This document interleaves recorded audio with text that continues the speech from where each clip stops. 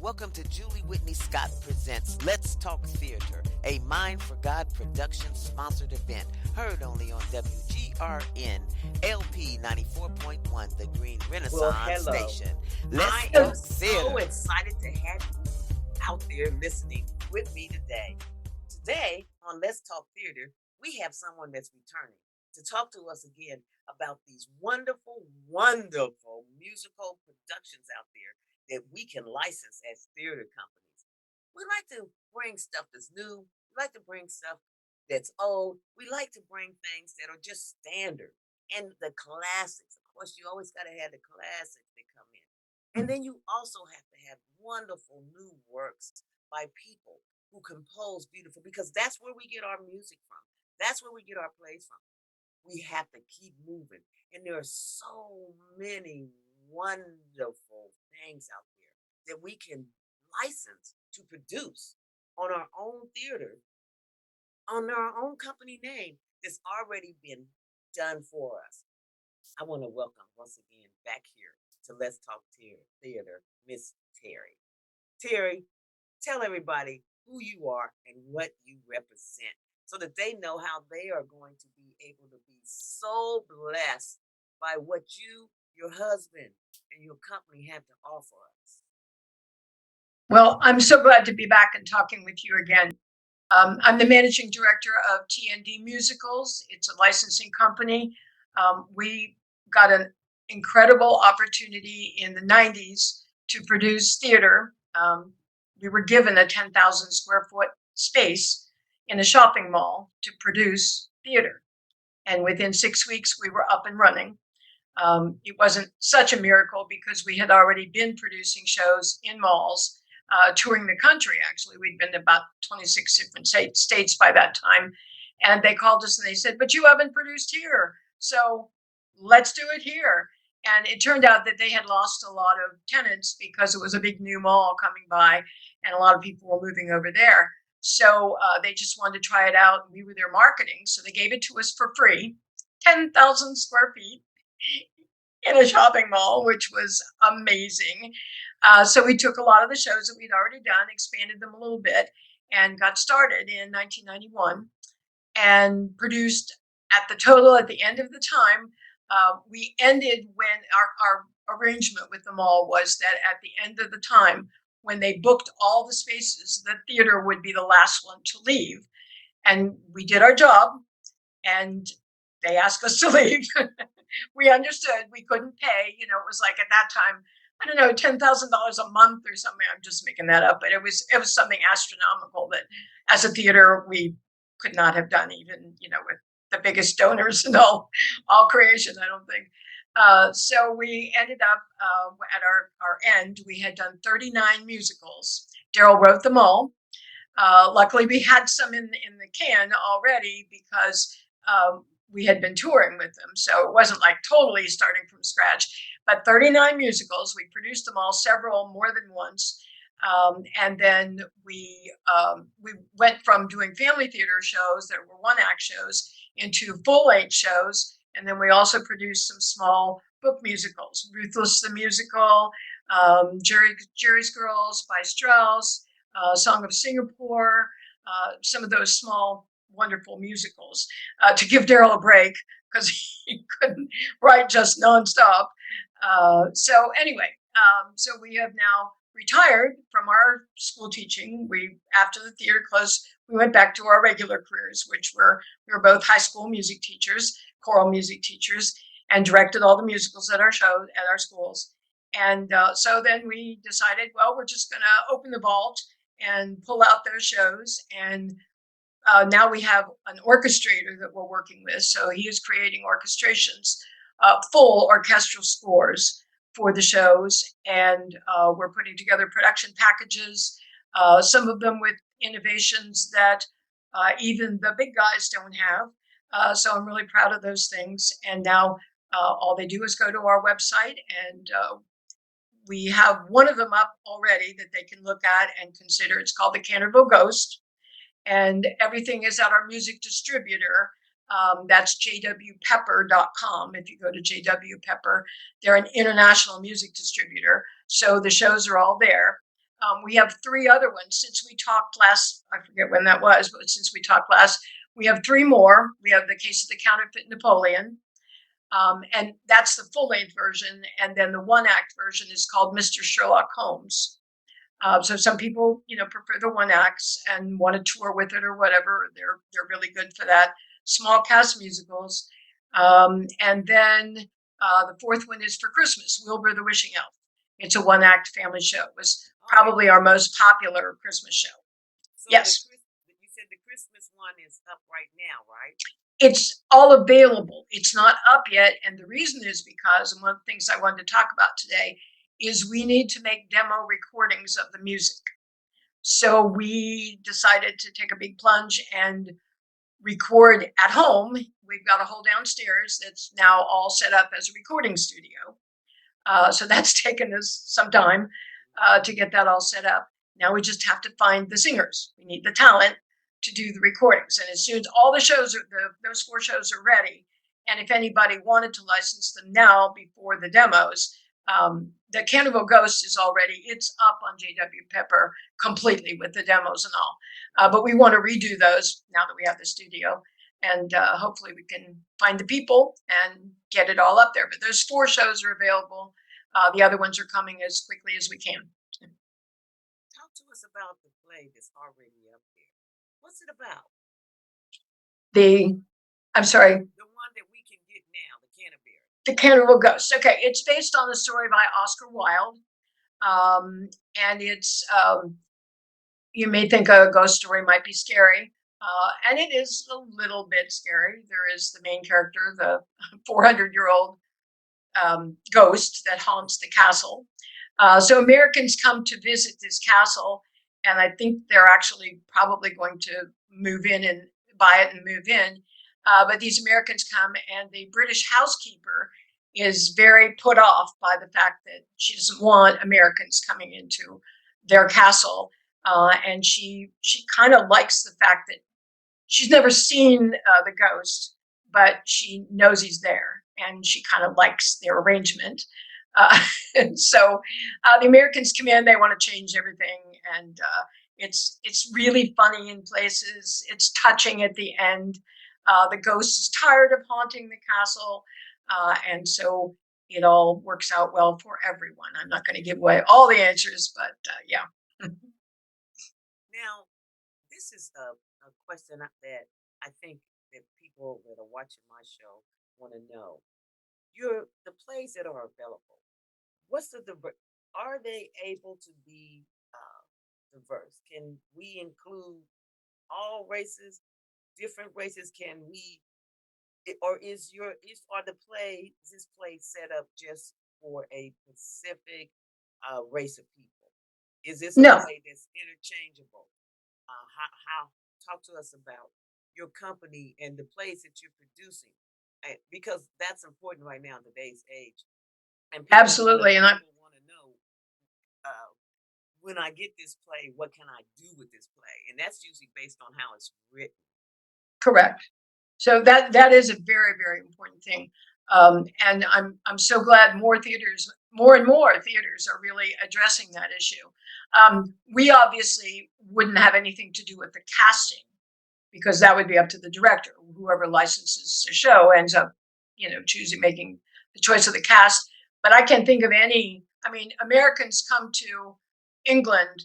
Any Americans can come to England. It's a family of 5, husband and wife, and their 3 children. That, certainly I can't see any reason why any director would have a problem casting anyone for those roles. Any who could, and the ghost talks with a British accent, and the housekeeper, yes, we're completely inclusive of any casting decision that a director would make. And you know what I've noticed as a director, producer, and writer myself, that when there are certain characters that have to be who they are, because that's part of the story. You know, Mm. if you're writing a story about a Jewish man and his quest, then he must be a Jewish man. But what happens, I think, sometimes is, and I'm glad you touched on that, about it's an American family, so unless there's something clearly about that American family, it can be anybody that's an American that could do that. And so it's important at the point you brought up about the directors who cast, because if a play to me is written, sometimes the playwright knows exactly what they want that character to be. So they put it in the character description. But if it's just saying a male American 40ish years old, y- you know, that's in that, then that means that writer in their mind, I think, sees that character could be like you said, whatever to the director's discretion, to who that could be, versus the playwright has written in here, it must be a Cuban character. Okay. So, Absolutely. I so that's that.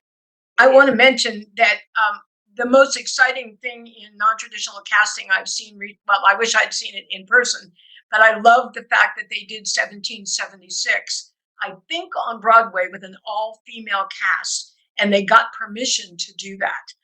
And I just think that's so important that they would do that. I mean, it's really hard to kind of think about all our founding fathers being founding women, but I'm so thrilled that they were insightful enough to do that. Yes. So, depending on the playwright, and the character descriptions, you have that kind of freedom. And even sometimes, like you just pointed out, even if it's traditionally this is what you look for, if the licensing, and this gets back into the licensing part, because when you go to license a work, talk to us about that. Isn't it very clear? Is it very clear that, hey, you can and cannot do this with this work, or is it open? Because there are some works, like when you get them, that from the older classics or whatever, there's certain things you cannot do. And it's put there real clearly. You can't do this, you can't do that. Um, have Since you ventured into this new licensing thing, can you talk to us a little bit about that? So when is it yeah, just educate us. Well, I think the licensing is still somewhat up to the honesty of the people who do the production. We expect that when we license the production, we're licensing it for the time period of the contract when the shows are going to be produced. We are doing our a lot of our materials are digitally reproducible, and we have to leave it up to the honesty of those people. And of course, there are internet searches. Daryl's a member of Broadcast Music Incorporated and also Dramatists Guild, and there are lawyers and there are people who do searches and check on all those things that on our behalf. So if it shows up somewhere else, then we know somebody's not been honest. But in the end, we tell what we can do, and we also make ourselves available if you have a special need. Like I was just thinking about the fact that a lot of times when you cast, you've got someone in mind for a character, and yet they don't have the vocal range. I'm a choral teacher, I'm thinking, wow, I really want this person to do this role, but they can't do the range. And I think a lot of the big companies are kind of like hard and fast. You got to do it. And you can't change the key, because then you have to change the orchestrations. But because we own the whole package ourselves, we're really willing to do that. We're willing to entertain the fact that, wow, I could give you this key. We could change the keys of the orchestration. It costs some money because we'd have to reproduce all of the orchestra parts. If it's a digital thing and they're going to use digital orchestrations, which we also offer, then that would be easy to change the key of just a single thing. But if we're changing all the orchestra parts, but it's absolutely doable. I think the licensing companies that are really big may just not want to bother. We're willing to go with the flow because we've been there and done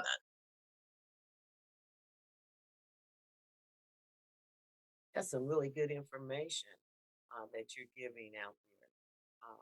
So let's piggyback a little bit about the digital part. What about um, so what you're saying is if we license things, we license them for a period of time and use. And then you mentioned the digital piece of it. So does that mean you can either get the license to just put it on the stage, and is there a separate license to also do it digitally? And if you do it the separate license to do it digitally, which I didn't know, I'm glad that this is going to really be very educational, Terry, for a lot of people out there, that are doing these type of things and trying to produce and how do I get the license to this one and that one? So there's basically different ways to get the license. So if you get it to put it on the stage and you also want to videotape it, is that you're saying that's two licenses? Is that what we're talking about? A lot of places do that. Ours is all encompassing.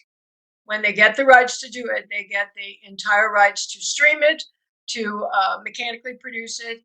There are some stipulations about that, but they can't produce the show again on a stage at a different time with the same materials without contacting us and saying, "Hey, we'd like to produce it again. We want to enter into another contract." That's the way to do it right. Not just say, "Oh, well, we have the stuff, we'll just do it again. We won't tell anybody."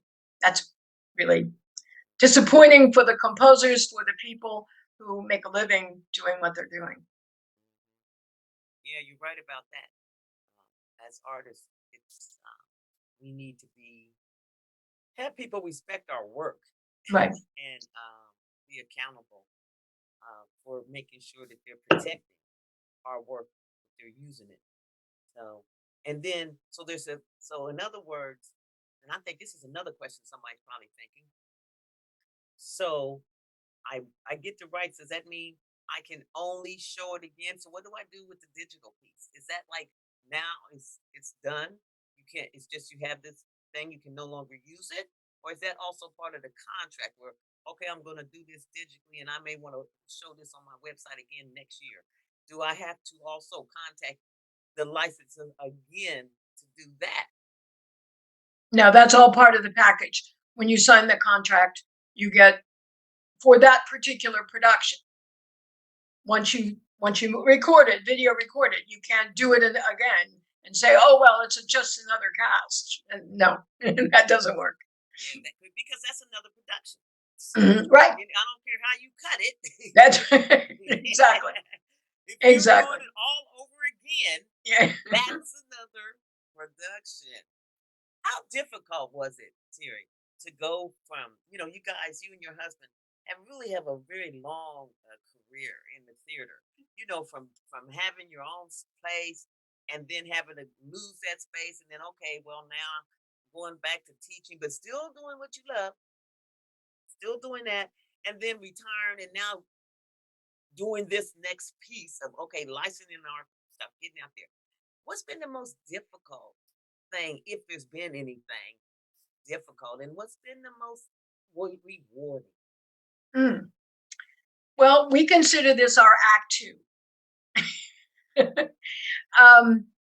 And I would be happy to do an act three if I could think of one. Uh, I'm just so inspired by what we did. And last year, I don't know whether I had talked to you when I had already done this, but Daryl's birthday was in March, and I decided without telling him that I would try to contact a lot of the people that we worked with in the theater when we had the theater. We had our young performers program, and we have a lot of them that have gone on and now have careers on Broadway, in regional theaters, in tours. Like some of them have degrees in theater. So I tried to contact so many of them, and I said, "Would you just write Daryl a text on his birthday?" And we found out so many students of ours who were 12 and 13 years old at the time. We got in touch with them. They're now grown up. They have families of their own. Oh my gosh, that was the greatest reward to me. And I just read a review of one of our students. She was probably 12 at the time. And she does makeup now for a company in Chicago, a theater company in Chicago. And it was Sweeney Todd that they did. She had this great big huge long Facebook post about the review. And she was so scared to do it because she took a totally different track on the makeup for the Sweeney Todd production. And it was a small thing in a basement theater, kind of thing. But it got reviewed, and so she was terrified that people would hate it, because it's not traditional the way she did it. And so she was saying about how thrilled she was that the reviewer understood what the director was looking for and what the makeup helped the director find in that. And that was someone we worked with, 30 years ago. And now she's grown up and doing this whole thing herself with the same passion that we still have. So I guess that can't be any better than that to me. The most difficult thing that's going on right now is that we're this little company that nobody's ever heard of before. And when you do a musical, you think, oh, I'm just going to call it Music Theater International because they've got pretty much everyone, and there's a few other ones that are kind of big, and you just go with the name shows. Well, a lot of our shows are recognizable. If you see the whole list, you see how many of them are really noticeably recognizable. It's not just something nobody's ever heard of before. The next one that we will get the demo, as soon as we get the demos, is The Case of the Counterfeit Napoleon. Well, that's a Sherlock Holmes musical. There aren't very many of them. So we want people to know about them, but I'm finding it so difficult to actually get to any theaters. They don't put their phone numbers except at their box office. They don't have much information. You just fill out some form online, and you don't hear from them because they probably just get dumped into spam. I just can't find a good way to get this information out to the people that I know would enjoy doing this. You're right. Everything is like on website. It's just hard to really connect with people. So one of the things you'll have to do probably is that's where that networking comes in. You really have to go places. You know what I mean? You have to get out there and basically hit the streets, as they say. How they used to say, hit the bricks.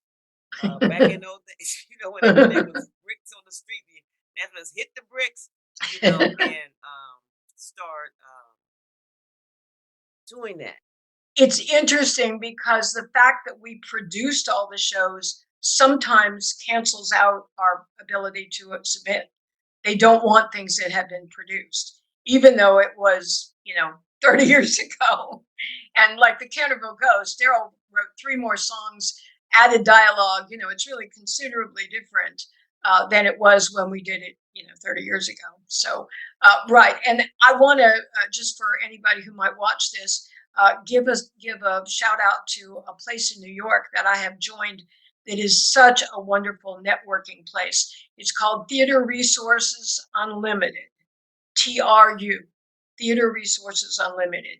And the guy who runs it, Bob Ost, is the most helpful, and the programs that they're doing there every Friday, 5:00, you join, you become a member, and you can go to all these events that he arranges, and they're with big name producers, people who have produced lots of Broadway shows that and I know, and I got to do a 2-minute speed pitch of Canterville Ghost in front of 11 of them on Zoom.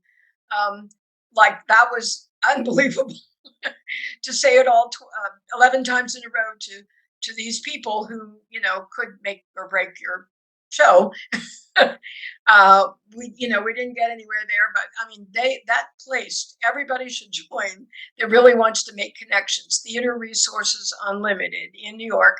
They also do casting online audition kind of thing once a year, and it just passed. I was trying to get my grandson. He just graduated in from Baldwin Wallace and in theater. And so I was trying to get him to audition. But I mean, they're all about networking. So the best thing I've done is join that organization. Well, this has been really informative interview, and not only the people that see it, but the larger, my larger audience are the ones on the WGRN 94.1 radio and .org that will hear this valuable information. But Terry, tell Yes. all of these wonderful guests how that they can possibly get this information, because I'm sure there's many theater companies that want to produce some of these plays. Well, we sure hope so. We had great success, so we hope everybody will visit our website. It's at https://www.licensingmusicals.com. I think if you just put in licensingmusicals.com, all that other stuff will come up. So try to remember licensingmusicals.com. Great. Thank you so much, Terry, for being with us today. I mean, it has been a pleasure, as it always is, to talk to you. It's such an educational thing for not only me, but the listeners out there at WGRN, as well as the people that are looking on YouTube. So thank you so much. Good luck. I wish I was in the musicals. I would love the licensed one, but that's just one thing I am not really good at. I can act, I can direct, cannot sing. Of course, if anybody wants to produce your play, I will be glad to direct it. Sounds great. Thank you so much, Terry. Thank you. You're doing a wonderful job. Thank you. Thank you for joining me, Julie Whitney Scott, your producer and host of Let's Talk Theater, a Mind for God production sponsored event heard only on WGRN LP 94.1. For the full video interview, go to my Julie Whitney Scott Facebook page.